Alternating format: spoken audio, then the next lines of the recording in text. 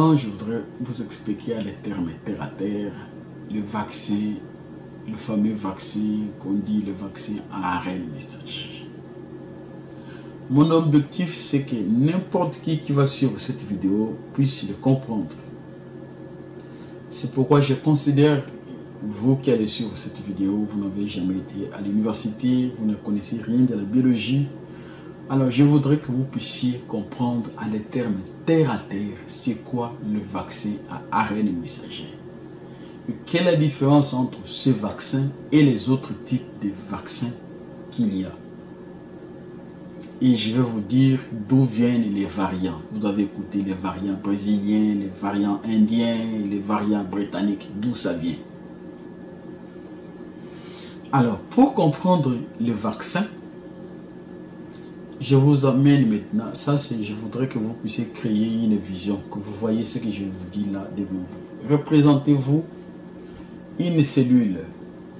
Et quand je parle d'une cellule là, c'est encore vague. Allons d'abord des choses que vous ne voyez pas. Il existe des groupes de cellules. Il y a des cellules qu'on appelle des cellules eucaryotes et des cellules qu'on appelle des cellules prokaryotes. Les eucaryotes, ce sont les cellules qui nous intéressent ici. Les cellules des êtres supérieurs. Là, vous avez les animaux, vous avez les hommes.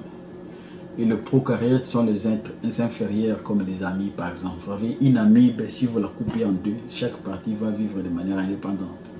C'est parce qu'il n'y a pas un noyau qui a l'information sur ça. Donc, il se multiplie par des divisions binaires sans séparité. Alors, dans les êtres supérieurs, il se fait ce qu'on appelle la division méiotique, la méiose. Ce n'est pas à moi d'expliquer ce qu'on veut dire la méiose. Mais vous avez, au sein d'une cellule eucaryote, vous avez cette organisation. Vous avez une membrane cytoplasmique et vous avez un noyau. Le noyau est entouré d'une membrane qu'on appelle la membrane nucléaire. Et entre le noyau et la membrane cytoplasmique, vous avez cet espace vide là qu'on appelle le cytoplasme. C'est au niveau du cytoplasme que vous avez trouvé les lysosomes, les appareils de Golgi, les ribosomes, les mitochondries, tout ça vous allez le trouver dans cet espace là. Si vous n'avez du mal à voir ce que je suis en train de voir dans mes pensées là, représentez-vous ceci. Imaginez qu'une cellule soit comparée, une cellule animale, eucaryote, soit comparée à un pays. Vous avez dans un pays, les limites du pays, de chaque pays là, constituent ce qu'on appelle la superficie. Et en comparant par rapport à la cellule, c'est ça la membrane cytoplasmique. Et à l'intérieur de chaque pays, il y a un groupe de dirigeants, président, premier ministre et les ministres. Ce sont eux qui dirigent et ils constituent le noyau. Et à l'intérieur de ce pays, entre les dirigeants et les limites du pays, vous avez la population qui habite. Vous avez des sociétés par-ci par-là. Comment fonctionne un pays? Lorsqu'il y a un pont qui est écroulé quelque part, le Conseil des ministres s'est réuni, fait le constat qu'il y a un pont qui est écroulé et on prend la décision qu'il faut refaire le pont. La décision qui est prise au niveau du Conseil des ministres en rapport avec la cellule, le noyau. C'est dans le noyau que vous avez la matière génétique. La matière génétique, en quelque sorte, c'est l'original de tout. L'original de tout. C'est comme vous allez à l'université, une fois que vous avez terminé, on ne vous donne pas le diplôme. On vous donne un duplicata. Et là où l'original reste là, ça s'appelle le noyau. Et lorsque une décision est prise au niveau du Conseil des ministres, cette décision doit venir pour la reconstruction du pont. C'est un plan. C'est là où vous avez les ministres qu'on dit le ministre du plan. Il y a un plan. Le porte-parole du gouvernement annonce que le gouvernement a décidé de reconstruire les ponts. Cette décision-là du Conseil des ministres sort. Et on doit chercher au niveau de la cité. Quelle est la société, la compagnie spécialisée dans la construction de ponts? On trouve que c'est la compagnie Y qui est spécialisée dans la construction de ponts. Le gouvernement donne l'argent. Et la société spécialisée va se mettre en exécution pour produire le pont dont avait été décidé. Ça, c'est ce qui se fait dans un pays normal. Dans le noyau, dans la cellule, c'est presque la même chose. Il y a ce qu'on appelle le génome. Génome, c'est tout simplement cet ensemble ADN, ARN. Le noyau de la cellule est là, constitué d'une matière nucléaire qu'on appelle le génome. C'est lui, si une cellule a besoin d'une certaine type de protéine pour sa survie, comment fonctionne la cellule, l'information doit arriver par des voies afférentes au niveau du noyau, et le noyau, avec le matériel génétique, intègre qu'il faut produire un tel type de protéines pour la survie de ce type de cellules. Et on fait quoi? Le génome, qui est le noyau, va décider d'envoyer un duplicata. Lui-même, l'original reste du noyau. Il envoie un duplicata, un plan de transcription. Là, on dit en termes scientifiques, on dit les gènes sont transcrits. Il y a un duplicata qui sort du noyau. Ce duplicata qui sort du noyau, c'est ce qu'on appelle l'ARN messager. Il est comparable à un compte rendu d'un conseil des ministres. Et cette décision-là, ce duplicata-là, doit venir vers un appareil photocopieur. On amène le duplicata, vous venez devant une machine à photocopie et vous déposez le duplicata et la machine à photocopie va se mettre à multiplier, à prendre le duplicata et à faire des copies. Ces copies-là ne sont pas exactement l'original. L'original est resté dans le noyau. Mais il y a un duplicata qu'on avait envoyé. Le duplicata, c'est ce qu'on appelle l'ARN messager. Et par rapport à la cellule, l'organe qui est responsable de la compréhension. Parce que le langage qui vient du noyau, c'est un langage code ou codé. Par exemple, par rapport à ce type de cellule, le noyau intègre qu'il faut donner tel type de protéines. Et l'information vient sous forme du code du genre 01, 01, 01, 10, 01, 01, 01, 10. Vous voyez ces chiffres-là, vous ne voyez pas, vous ne comprenez pas ce que ça veut dire. Vous voyez tout simplement 01, 01, 01. Et c'est ce message-là qui sort du noyau qu'on appelle ARN messager, va maintenant au niveau de la structure qui comprend la signification de ces messages-là, qui va décoder ces messages-là. Cette structure au niveau du cytoplasme, ça s'appelle le ribosome. Le ribosome, c'est lui qui est l'usine de fabrication de protéines dont l'organisme a besoin. Et vous savez que les anticorps sont de nature de protéines. Alors, dans les autres types de vaccins qui étaient avant le corona, comment fonctionnaient ces vaccins? Soit on vous injecte une partie de cet agent, de ces microbes, un segment de ces microbes, soit on vous injecte de ces microbes, mais on a diminué sa virulence, soit on vous injecte ce microbe donc dans sa forme inactive ou amorphe, donc qui n'est pas si virulent. Alors lorsque on vous injecte ce produit, il y a des cellules au niveau de la membrane cytoplasmique qu'on appelle des cellules présentatrices d'antigènes. Ils vont comprendre que l'organisme est attaqué, il y a les microbes de corona qui arrivent à la porte. Et pour que le microbe de corona puisse entrer dans la cellule, vous voyez dans l'image qu'on dessine là sur le corona, on vous fait voir un cercle. Et au-dessus de ce cercle-là, il y a comme des boules par-ci par-là. Ces boules-là représentent une protéine qu'on appelle la protéine spike. C'est cette protéine-là qui permet au virus du corona de s'agripper autour de quelque chose. Mais maintenant, même s'il s'agrippe autour de quelque chose, pour entrer dans la cellule, il a besoin d'un récepteur. Le récepteur qui est utilisé pour faire entrer le virus de l'extérieur de la cellule vers l'intérieur de la cellule, ça s'appelle le récepteur de l'angiotensine 2. Et ce récepteur est beaucoup plus développé chez les hommes que chez les femmes. Ceci est parmi les éléments d'argument qui justifient que cette maladie attaque plus les hommes que les femmes.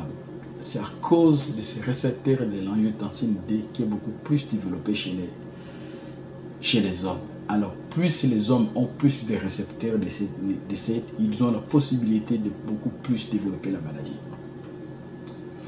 Alors, lorsque le microbe arrive au niveau de ces récepteurs, il y a des cellules présentatrices qui comprennent que ça, c'est un corps étranger.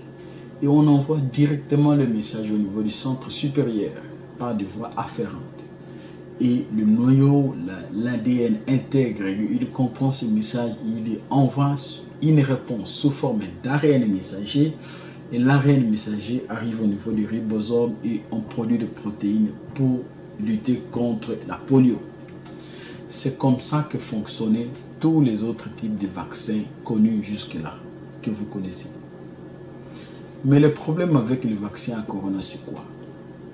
Au lieu que la réaction puisse se faire de manière normale, maintenant, l'ARN messager ne vient pas du noyau.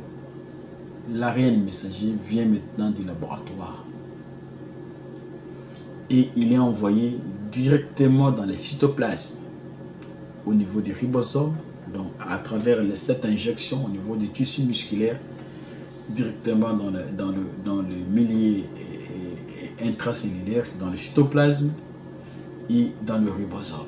On dit, monsieur le ribosome, produisez les protéines pour combattre le corona.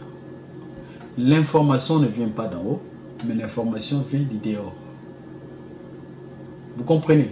L'information, ce n'est pas les centres, ce n'est pas l'ADN, le noyau de la cellule qui a commandé, qui a donné cet ordre, mais l'ordre avec le vaccin de l'ARN messager vient de dehors. On envoie un message directement de l'extérieur au niveau du ribosome pour que le ribosome puisse s'exécuter en produisant des protéines. La crainte que ce type de vaccin avait, c'est quoi? C'est que l'ADN, vous savez, cette molécule, les sont de notions de biologie, si vous avez bien vos cours, vous pouvez le comprendre facilement. L'ADN se transforme en ARN et l'ARN aussi peut se transformer en ADN. Il existe une classe d'enzymes qu'on appelle les transcriptases inverses. Cette classe d'enzymes sont responsables, ils peuvent jouer à la conversion de l'ARN en ADN et de l'ADN en ARN. Pour comprendre ça, je donne un cas qui me vient à l'esprit. Vous savez, la nature a fait que, bon, là, je parle ici de la science, la nature a fait que les hommes n'aient pas beaucoup de longs cheveux et que les femmes aient des longs cheveux. Quelle est la raison? Comment on explique ça sur le plan scientifique? Les cheveux sont sous l'impulsion des hormones qu'on appelle les estrogènes. Ce sont les estrogènes qui sont responsables de l'apparition des cheveux. Et Dieu a fait en sorte que l'homme en ait moins d'estrogènes et que la femme en ait plus, et que l'homme ait plus de testostérone que d'estrogène.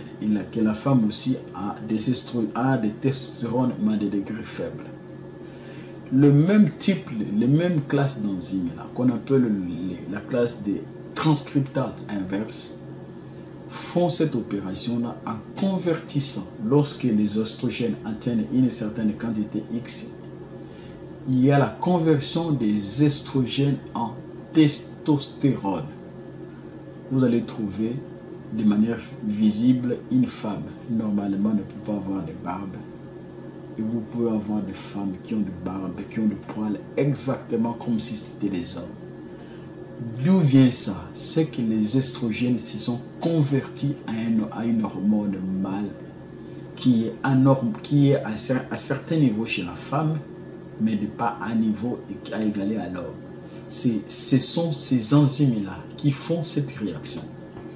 Maintenant, la crainte que les gens avaient, c'est que l'ARN messager peut se convertir en ARN et ARN en ADN. Et de ce fait, l'homme serait génétiquement modifiable. Ceci n'est pas le cas parce que l'ARN messager étant une molécule très instable, il faut pour le maintenir en actif, il doit être maintenu à des températures extrêmement froides. C'est pourquoi ces vaccins-là doivent être maintenus à une température plus que le frigo, extrêmement froide. Et c'est une molécule très instable, il est facilement déformable, il est éliminé une fois qu'il a donné son information à des cytoplasmes, il est éliminé. Ça, c'est la première crainte. Vous allez trouver des gens s'impliquer avec des déclarations du genre, ça c'est un problème génétique, on va le modifier.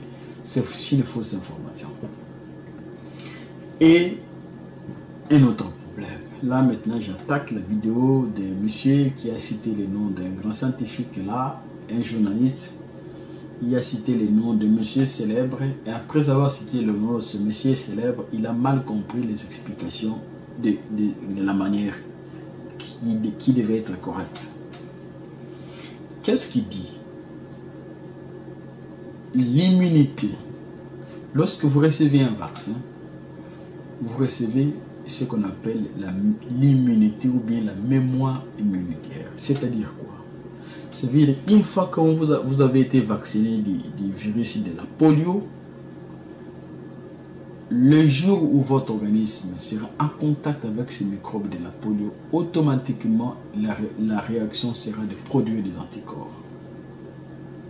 C'est comme ça la mémoire. Même si ça fait 10 ans, le jour où vous serez en contact avec, automatiquement la réponse surgit. C'est ça, même les cellules à mémoire ou la mémoire immunitaire. C'est comme ça que les choses fonctionnent. Et les anticorps qui sont issus de la vaccination sont des anticorps à très longue durée. L'immunité que produit le vaccin, c'est une immunité à très longue durée parce que ça entraîne la mémoire. Ces anticorps sont de très longue durée et non seulement qu'ils sont de très longue durée, ces anticorps sont spécifiques. Vous ne pouvez pas recevoir le vaccin de la polio pour que cela puisse vous protéger contre la grippe. Ça ne marchera pas. Le vaccin de la polio ne peut vous protéger contre la polio. C'est spécifique. Si vous recevez le vaccin contre le corona, eh bien, comme il y a plusieurs variants dans le corona aussi, le vaccin ne va vous protéger que contre l'espèce dont a été fait les travaux dans le laboratoire. Comme pour le moment, les variants Delta, si on dit que les variants Delta est résistant au vaccin, ça veut dire que tous ces gens qui prennent le vaccin, quand ils seront en contact avec ces virus, ils vont développer la maladie. Et l'immunité qui vient des vaccins, c'est une immunité qui est à large spectre, non à spectre étroit, donc ça s'attaque à une seule chose et à très longue durée. Alors que l'immunité naturelle, ce que nous venons avec, sans que vous puissiez prendre le vaccin, cette immunité-là est non spécifique. Ça veut dire les anticorps que nous naissons avec sont capables de vous protéger contre un certain nombre de maladies. Peut-être contre la polio, contre la rougeole, contre la varicelle, contre l'herpès-virus. On peut citer beaucoup de maladies, dont les anticorps. Vous avez même la maladie à Ebola. Il y a certaines personnes qui ont le virus d'Ebola dans leur corps. Ils ne développent jamais la maladie. Pourquoi? C'est cette immunité naturelle qui sont en eux leur permet de développer des maladies. Cette immunité-là est non spécifique. Ça veut dire que ça s'attaque à tout, mais à de courtes durées. C'est comme ça la différence. Alors, lorsqu'on fait voir aux gens que l'immunité, que les anticorps qui sont produits par le virus sont des macromolécules, le mot, c'est tout simplement, il va tromper les gens qui ne savent pas. Le mot macromolécule en médecine ou bien en biologie, ça veut dire tout simplement une molécule qui est composée de plusieurs noyaux. C'est ce que ça veut dire. Que ce soit les anticorps naturels, que ce soit les anticorps produits par les vaccins, tous, on les appelle des macromolécules. Alors, le fait de faire aux gens, de faire un schéma où vous faites de manière macroscopique, disant aux gens que si vous recevez les vaccins, donc ces anticorps sont de grande taille, en quelque sorte comme s'ils vont moindrir le champ d'action des anticorps naturels, et de ces faits, votre système immunitaire sera effacé. Cet argument est totalement faux. Totalement faux. La preuve est que vous qui allez suivre cette vidéo, vous avez été vacciné de la polio. Pourquoi le vaccin de la polio n'a pas supprimé les anticorps naturels que vous aviez? Combien de fois avez-vous été vacciné depuis votre naissance? Et pourquoi tous ces vaccins ne suppriment pas votre système immunitaire? Seulement le vaccin à Corona qui va... C'est seulement de la folie. Vous voyez l'idée, parce qu'il s'est servi d'un nom d'un scientifique, et il a pris ces mots, il les a sortis pour donner sa version de fait. Et comme on le dit, la foi vient de ce qu'on entend. Les gens qui suivent ça, surtout nous les complexés, on croit que l'homme blanc, c'est celui qui a la vérité. Et quand on dit, ah, c'est le blanc qui a dit, et ça vous fait paniquer. Cette information est totalement faux. Si vous recevez le vaccin, ce qui est certain, c'est quoi? Le vaccin, que ce soit celui de Pfizer, Moderna, tous les vaccins qu'on a produits jusque-là pour combattre le corona, aucun de ces vaccins ne stoppe la contamination de la maladie. Je vous prie de lire les articles, un article publié par le professeur Didier Raoult, le résultat d'une étude sur les taux de mortalité entre les personnes vaccinées et les non vaccinées. Vous allez trouver dans cette étude que parfois dans certains lieux, les personnes vaccinées sont beaucoup plus mortes que les personnes non vaccinées. Et le taux de mortalité est la même et parfois même plus élevé que chez les personnes qui ont reçu le vaccin. L'Inde avait fabriqué son propre vaccin. Voici la situation en Inde. La Russie avait fabriqué son propre vaccin. Les taux de contamination maintenant c'est autour de 90%. Quelques mois après ici, les pays des G7 se sont réunis en Angleterre. Tout le monde était vacciné. Après le sommet, il y a eu 7000 nouveaux cas de contamination. D'où étaient venus les contaminations au moment où tout le monde est vacciné? Vous êtes vacciné, vous vous réunissez entre vous et à la suite de votre réunion là, tout le monde est vacciné, vous avez des contaminations. Comment on peut expliquer ça? La raison est simple. Ces vaccins-là, on est en train de manipuler l'opinion. On ne dit pas la vérité aux gens. Et la vérité, c'est que vous pouvez recevoir ces vaccins, mais aucun vaccin ne garantit que vous ne serez jamais contaminé. C'est ça le problème. Et je crois qu'au mieux, j'ai essayé de réduire la compréhension. Chacun est libre de décider s'il veut se faire vacciner ou non. Mais les explications mon problème, ce n'est pas de décider à votre place. Mon objectif, c'est de vous permettre de comprendre le mode de fonctionnement du vaccin à ARN messager, comment ça fonctionne, sa différence avec les autres types de vaccins.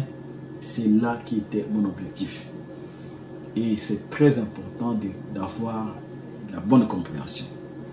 Et la vidéo qui va suivre, je vais vous expliquer les dangers des fausses informations sur le système immunitaire. Lorsque vous êtes stressé, vous avez des psychoses, on vous dit, vous craignez que le corona c'est la fin du monde, ceci. Toutes ces informations négatives là ont des réactions dans votre système moral. Quand je dis immoral là, c'est les anticorps, le système immunitaire. Et vous ne voyez pas ce que cela fait. Je vous donne tout simplement un exemple pour que vous ameniez dans la vidéo qui va suivre. Un homme politique célèbre, s'il tombe malade, s'il est condamné dans la prison, quelques temps après, vous allez entendre, il est malade, il est souffre de cardiaque, il a un problème rénal, et les gens qui ne sont pas initiés vont dire que non, il était en bonne santé, c'est un menteur, il est en train de mentir. Alors que c'est la vérité. La raison, c'est quoi? Les sentiments d'autocondamnation, des sentiments de déprimé, vous avez perdu de valeur, les gens ne vont plus croire en vous, vous êtes condamné, votre vie c'est fini. Tout cet ensemble de pensées négatives-là diminue le fonctionnement de votre système immunitaire. Et de ce fait, vous devenez susceptible à développer toutes sortes de maladies. Alors, la suite, je vais vous l'indiquer dans la vidéo qui va suivre.